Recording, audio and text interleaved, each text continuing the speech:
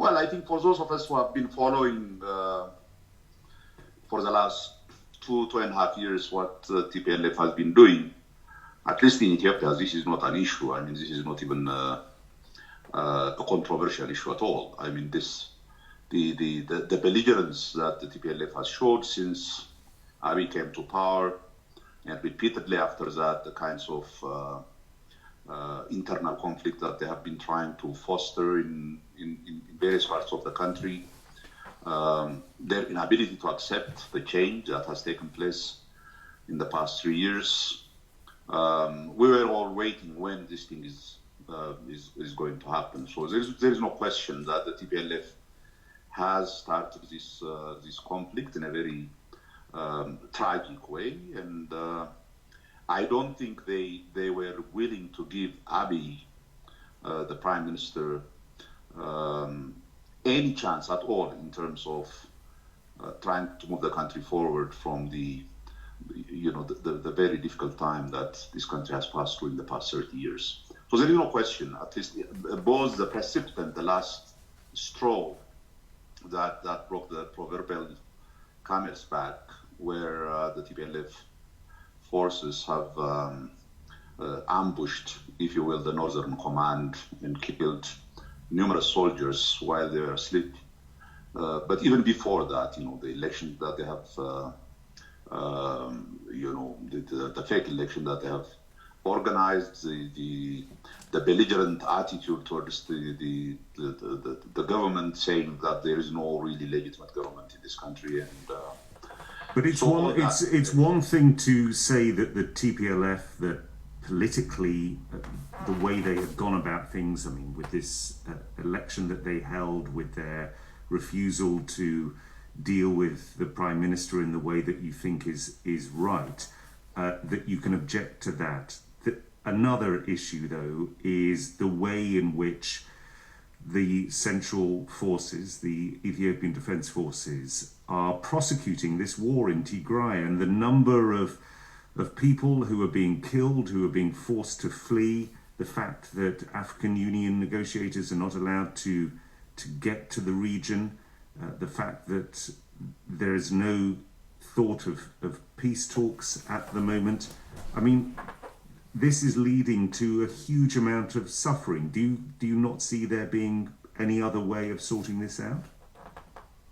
Well, I mean, I was not even talking about the earlier the political environment that the TPLF created as the main cause of the conflict at the end. The conflict at the end started when TPLF started a preemptive strike against the Northern Command while the soldiers were asleep, and made it impossible to do anything else but to engage them by force, because it is a force that they have started. So there is no question about who started this. They have openly declared that they have started this as a preemptive strike. So now once that started, then the question becomes, what kind of self-respecting government would sit and allow a renegade group to attack the federal army? Yeah, but there's another, forgive me for interrupting, there's another question, which is how far are you willing to allow there to be huge numbers of casualties and suffering in an attempt to regain control in one restive region? Well, from everything that we are hearing, and I'm not talking about what we are hearing from the government side, but from the journalists, independent journalists who have been in the area, the federal army has been very, very careful to avoid any civilian casualties.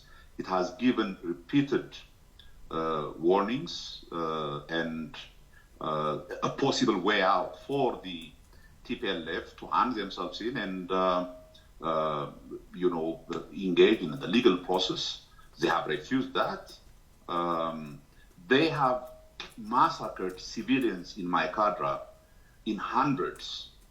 This is, the most obvious genocidal war crime that this group has perpetrated, which I think the Ethiopian Human Rights Commission is now putting out the report. I think it is coming tomorrow, where they went into people's houses, asked for ID cards indicating that they are not Tigrayans, and killing them with machetes and hanging them with ropes. I mean, this is what the TPLF has been doing since this conflict started. So whatever has happened on the part of the defense forces, from everything that we are hearing, there has been a very serious attempt to avoid civilian casualties at every engagement that they have. They have to deal with this renegade force, and it has been the TPLF that was, creating havoc on the civilian population, including killing innocent people that has nothing to do with this conflict, simply because their ethnicity is different from the Tigrayans.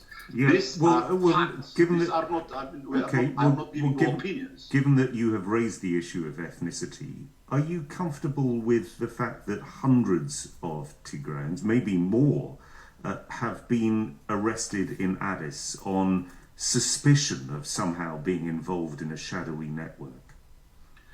Let me make one thing clear. I don't support any measure taken on innocent civilians, wherever, not just among our citizens that happen to be Tigrayans, but anywhere else. The issue in Addis, what has been taking place was that the TPLF has been known to have organized groups inside Addis to create havoc, arming people. The number of machine guns and bombs that have been captured from some of these searches in these people's places, including in religious institutions.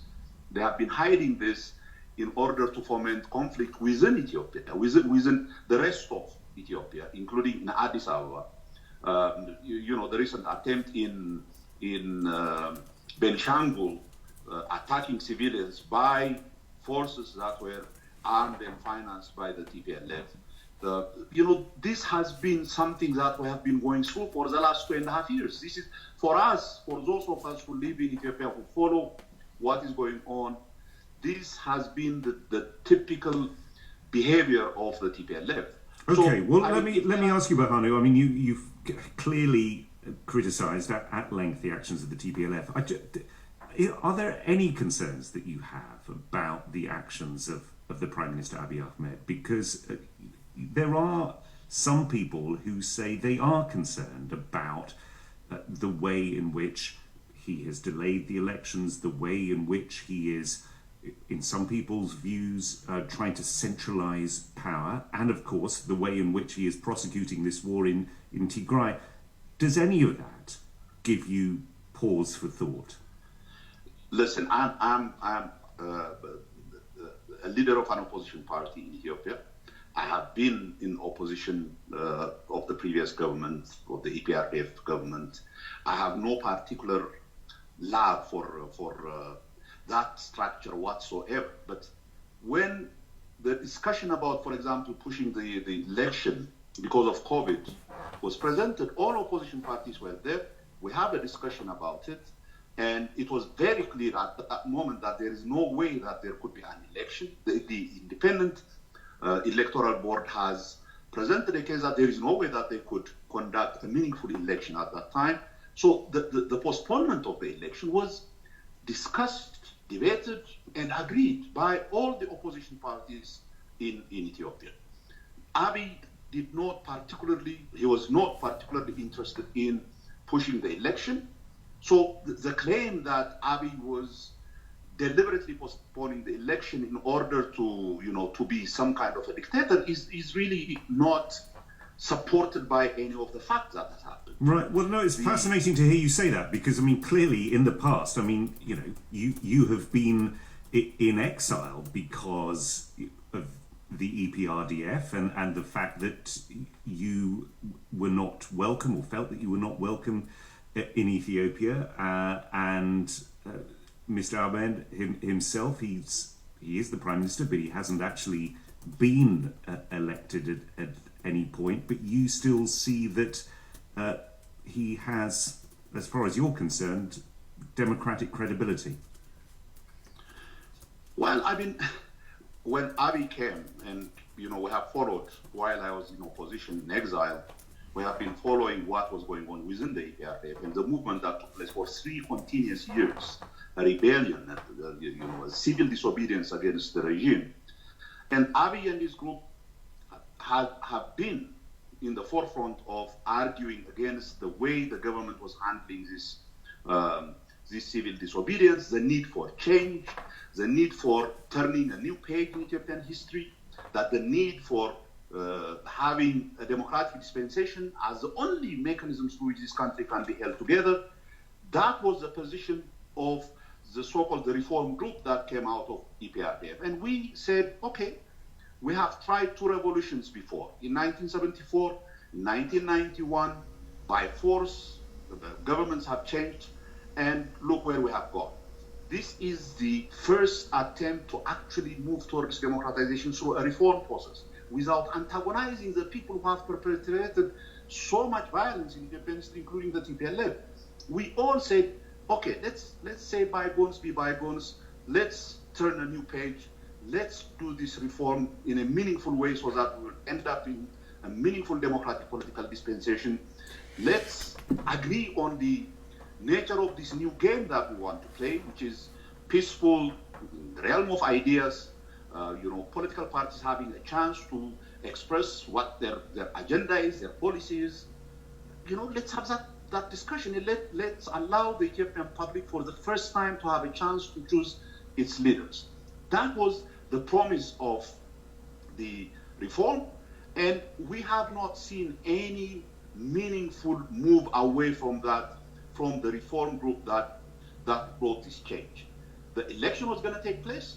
They have established an electoral board led by one of the known opposition leaders, Portugal, to head the election board. The Human Rights Commission was changed. The person who was heading the Africa Department of the Human Rights Watch was heading the Human Rights Commission.